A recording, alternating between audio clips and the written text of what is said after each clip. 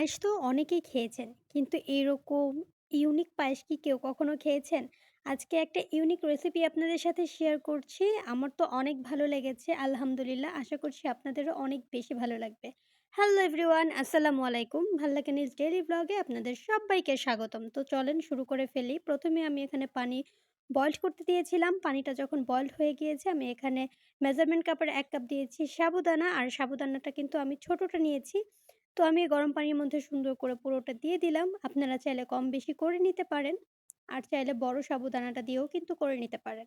এবার একটা স্প্যাচুলার দিয়ে সুন্দর করে আমি ভালো করে নাড়াচাড়া করে একসাথে মিশিয়ে দিয়েছি। এবারে অপেক্ষা করব এটা বয়েলড হওয়ার জন্য। কিন্তু বয়েলড হতে কিন্তু একটু সময় লাগবে। ততক্ষণ পর্যন্ত কিন্তু চুলার কাছেই থাকতে হবে। এটাকে বারবার নাড়াচাড়া করে দেখতে হবে যে এটা ট্রান্সপারেন্ট হয়েছে কিনা। দেখতেই পাচ্ছেন এটা কিন্তু এখনো পুরোপুরিভাবে ট্রান্সপারেন্ট হয়ে যায়নি। তাই এটাকে আরেকটু সময় কুক করতে হবে। তো দেখতেই পাচ্ছেন এই পর্যায়ে কিন্তু এটা ভালোভাবে ট্রান্সপারেন্ট হয়ে গিয়েছে।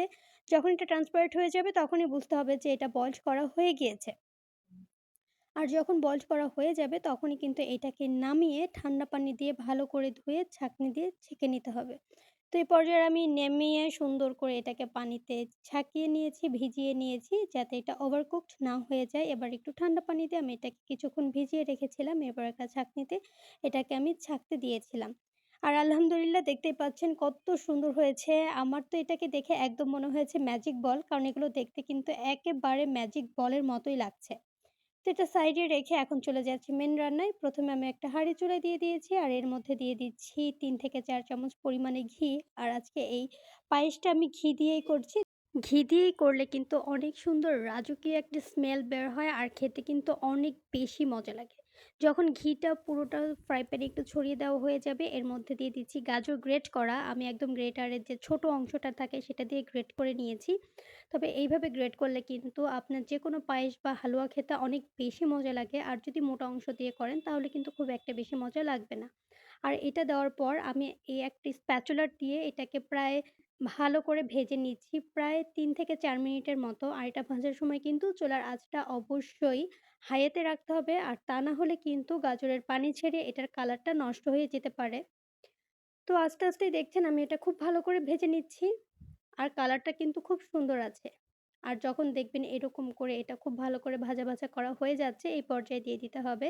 আমি দিচ্ছি এখানে ৩-৪ টার মতো এলাচ। আপনারা চাইলে এলাচটা শুকনো কলায় একটু ভেজে সেটাকে গুঁড়ো করেও দিতে পারেন। তবে আমার কাছে গুঁড়োটা ছিল না, এজন্য আমি আস্তটাই দিয়েছি। দিয়ে খুব ভালো করে নাড়াচাড়া করে মিশিয়ে নিয়েছি। আর এই পর্যায়ে আমি দিয়ে দিচ্ছি ১ কাপ পরিমাণে চিনি, মেজারমেন্ট কাপের ১ কাপ পরিমাণে। আপনারা চাইলে এটা কম বেশি করে নিতে পারেন। তবে আজকে আমি যে পরিমাণে রান্না করছি এর জন্য ১ কাপ চিনি ইস পারফেক্ট। আপনারা চিনি বেশি কম খেলে একটু কমিয়ে বাড়িয়ে নিলেই হয়ে যাবে।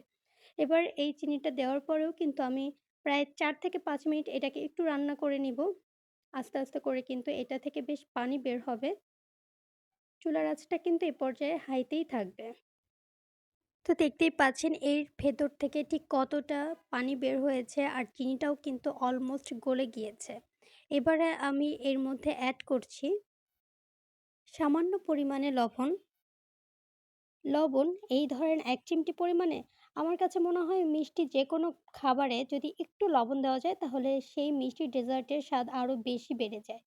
যখন দেখবেন একটু শিরাটা কমতে শুরু করেছে, এর মধ্যে আমি তখন দিয়ে দিয়েছি ৪ কাপ পরিমাণে লিকুইড মিল্ক। আমি এটাকে আগে থেকেই জাল করে একটু ঘন করে রেখেছিলাম। আমি এটাকে সরসহ সুন্দর করে দিয়ে দিয়েছি।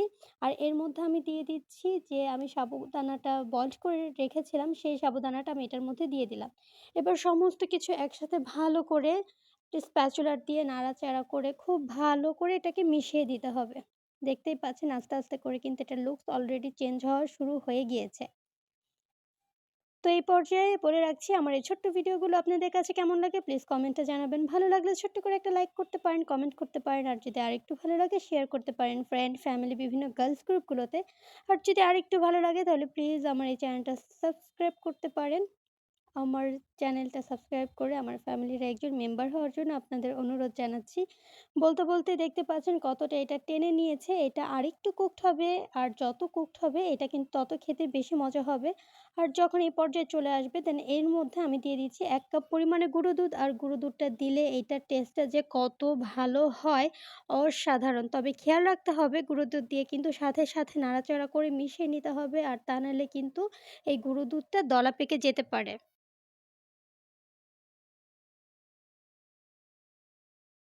গরুর দুধটা এড করার সময় অবশ্যই চুলার আঁচটা একটু কমিয়ে রাখতে হবে, তাহলে কিন্তু খুব ভালো করে আমার মতো করে মিশিয়ে নিতে পারবেন। দেখতেই পাচ্ছেন মেশানো কিন্তু অলরেডি হয়ে গেছে। এবারে সুন্দর করে নাড়াচাড়া করে একটু জাল করে নিলেই কিন্তু এটার যে ঘনত্বটা সেটা চলে আসবে। আলহামদুলিল্লাহ, দেখতে কিন্তু অনেক বেশি সুন্দর লাগছে আর কালারফুল লাগছে। আর দেখতেই পাচ্ছেন আস্তে কিন্তু এটা বেশ অনেকটা গাঢ় হয়ে গিয়েছে। তো এই পর্যায়ে এটাকে আমি আরেকটু সুন্দর করার জন্য বা আরেকটু মজা করার জন্য রাজকীয় একটা ফ্লেভার দেওয়ার জন্য এর মধ্যে আমি কিছু ড্রাই ফ্রুটস অ্যাড করছি। আপনারা চাইলে এটা স্কিপ করতে পারেন। তবে আমার কাছে মনে হয় যেকোনো খাবারে যদি একটু বাদাম দেওয়া যায় তাহলে কিন্তু খেতে অনেক বেশি মজা লাগে। আমি এখানে ২ টো বাদাম দিয়েছি, পেস্তা বাদাম আর আমন্ড বাদাম। আপনারা চাইলে এখানে কিশমিশটাও অ্যাড করতে পারেন। কিন্তু কিশমিশটা আমার কাছে খুব একটা বেশি ভালো লাগে না। সেজন্য আমি এটাকে স্কিপ করেছি। আর আমি এখানে দিয়ে দিচ্ছি ১ চামচ পরিমাণে ঘি। ঘি দিলে কিন্তু এত সুন্দর একটা নাইস একটা ফ্লেভার এড হয়। এবার এটাকে ঢেকে জাস্ট রেস্টে দিয়ে দিব। দেন এটা প্রায় ০.৫ ঘন্টার মতো আমি রেস্টে রেখেছিলাম। দেখতেই পাচ্ছেন পুরোটা একদম জমে গিয়েছে আলহামদুলিল্লাহ। তবে এই ডেজার্টটা যদি একদম ফ্রিজে রেখে ঠান্ডা করে খাওয়া যায়, কি যে মজা লাগে খাইতে! ভাই, আমার এত সহ্য হচ্ছিল না। সেইজন্য আমি তাড়াতাড়ি করে এটাকে সার্ভ করে নিচ্ছি। দেখতেই পাচ্ছেন আলহামদুলিল্লাহ এটার লুকসটা কত সুন্দর আসছে, কত মোটা একটা সর পড়েছে উপরে। আর খেতে কিন্তু অনেক বেশি মজা হইছে। ট্রাস্ট মি, অনেক বেশি মজা হইছে। যারা আপনারা ডেজার্ট পছন্দ করেন না বা মিষ্টি জাতীয় খাবার পছন্দ করেন না, তারাও কিন্তু চাইলে এই ডেজার্টটা একটু বানিয়ে খেতে পারেন, দেখতে পারেন। এতে করে কিন্তু টেস্টে অনেক ডিফারেন্ট পাওয়া যায়, খেতে অনেক বেশি মজা লাগে। যেকোনো প্রোগ্রামেও যদি এটা আপনারা ডাইনিং টেবিলে রাখেন, তাহলে কিন্তু দেখবেন সবার মনটা এই খাবারটাই কেড়ে নিতে পারবে। এতটাই মজা হয় খাবারটা আর খেতে কিন্তু অনেক বেশি ভালো লাগে। একটা ইউনিক একটা ডেজার্ট রেসিপি চাইলে কিন্তু আপনি আপনার বাসার লোকেদের জন্য কিংবা যেকোনো গেস্টদের জন্য এই রেসিপিটা রাখতে পারেন। আমার এই ছোট্ট রেসিপিগুলো আপনাদের কাছে কেমন লাগে? প্লিজ কমেন্টে জানাবেন। ভালো লাগলে অবশ্যই কমেন্টে কিন্তু জানানো চাই।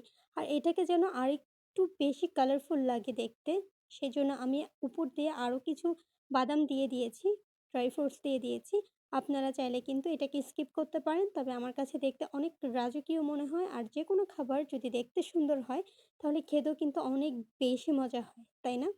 তো ফাইনাল লুক ঠিক আছে, জাস্ট রেডি টু সার্ভ। এখন জাস্ট খাবারের অপেক্ষায়। দেখতেই পাচ্ছেন। আমার তো মনে হচ্ছে যে এটা আমাকে ডাকছে যে, "আসো তাড়াতাড়ি আমাকে গ্রহণ করো।" খাবারটা এতটাই সুন্দর হয়েছে।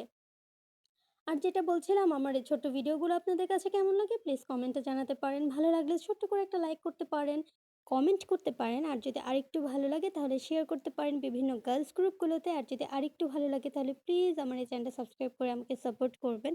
আমার ফ্যামিলির একজন মেম্বার হওয়ার জন্য আপনাদের অনুরোধ জানাচ্ছি। হোপ সো আমার এই ছোট রেসিপিগুলো যদি আপনারা বাসায় ট্রাই করেন তাহলে কখনোই ফেইলিউর হবেন না। কারণ আমি সবসময় চেষ্টা করি একদম A to Z ভাবে আর খুব সহজভাবে রেসিপিগুলো আপনাদের সাথে শেয়ার করতে।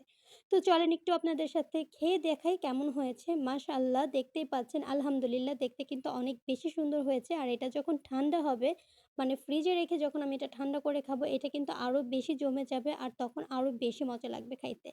তো ১ম যখন আমি এটাকে মুখে দিলাম মনে হচ্ছে মুখের মধ্যে একটা ব্লাস্ট হয়ে গেল। এতটাই মজা হয়েছে আলহামদুলিল্লাহ। আপনারা কিন্তু অবশ্যই বাসায় ট্রাই করে দেখতে পারেন। ইউনিক একটা রেসিপি, দেখতে যেমন সুন্দর লাগছে একদম ম্যাজিক বল। আমার বাচ্চারা এটার নাম দিয়েছে ম্যাজিক বল পায়েস। আপনাদের বাচ্চারা কি নাম দেয় সেটা কিন্তু অবশ্যই কমেন্টে জানাতে পারেন।